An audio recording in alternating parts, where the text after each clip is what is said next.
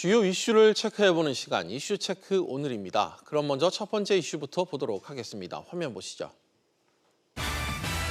한일 중요한 이웃국가.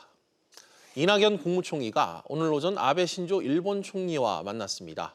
한일 양국 갈등 상황을 이대로 둬선 안 된다는 데 뜻을 모으면서 정상회담 등 이 양국 대화 가능성에 무게가 실리는 모습인데요. 취재 기자 나와 있습니다. 오정현 기자.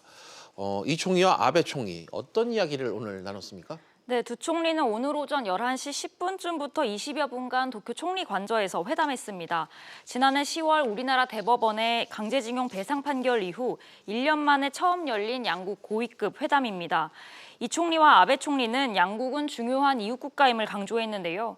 그러면서 경색된 한일 관계를 빠른 시일 내에 타개하기 위해서 양국 외교당국 간 다양한 소통과 교류를 하자는 데 공감했습니다.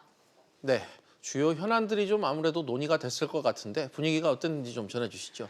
네, 현재 한일 양국 간 현안은 크게 세 가지로 볼 수 있습니다. 먼저 대법원의 강제징용 배상 판결과 일본의 수출 규제 조치, 그리고 군사정보보호협정 지소미아 종료인데요. 아베 총리는 국가 간 약속은 지켜야 한다면서 문제 해결을 위한 외교당국 간 의사소통을 계속 해나가자고 말했습니다. 이에 이 총리는 지금까지 그래왔던 것처럼 이번에도 양국이 지혜를 모아 난관을 극복해 나갈 것이라고 믿는다고 강조했습니다. 네.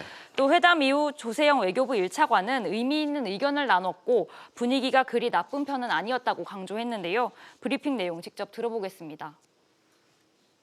한일 양국은 중요한 이웃 국가로서 한일 관계의 어려운 상태를 이대로 방치할 수 없다는 데 인식을 같이 했습니다. 오 기자, 문재인 대통령의 친서에는 어떤 내용이 담겼는지도 궁금합니다. 아베 총리 반응도 좀 나왔나요? 네, 이 총리가 전달한 문재인 대통령 친서는 한 페이지 분량인데요. 양국이 가까운 이웃으로서 동북아 평화와 안정을 위해서 협력해야 할 파트너임을 강조하는 취지가 담겨진 것으로 전해졌습니다. 양국 갈등이 조기에 해결될 수 있도록 노력해 나가자는 의미인데요. 아베 총리는 회담장에서 친서를 확인하진 않았고 친서에 대해 감사하다는 뜻을 전한 것으로 알려졌습니다. 네, 오늘 이 회담을 계기로 정상회담이 좀 열릴 것이다. 이런 관측도 조심스럽게 나오고 있는데 실제 양국 갈등 좀 풀릴 기미가 좀 보일까요? 네, 다음 달 에이펙 정상회담 등을 통해서 문재인 대통령과 아베 총리의 회담 가능성에도 무게가 실리고 있습니다. 다만 전문가들은 양국 간 입장차를 좁히지 못한 상태에서 구체적인 합의에 이르긴 어려울 것이란 입장인데요. 전문가 의견 들어보시죠.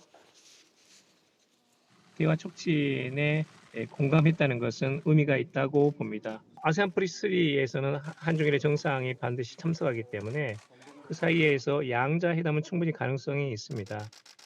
전체적으로는 이제 그동안 너무 관계가 갈등이 악화되는 국면을 계속해 왔기 때문에 지금쯤에 있어서는 이제 정상화시키는 방향으로 노력하자라고 하는 기조가 아닌가 그렇게 판단이 듭니다. 지소미아 효료 종료까지 약 한 달 정도가 남았는데 이 기간이 한일 정상 간 문제 해결점을 찾을 수 있는 골든타임으로 보입니다. 네, 오 기자 잘 들었습니다.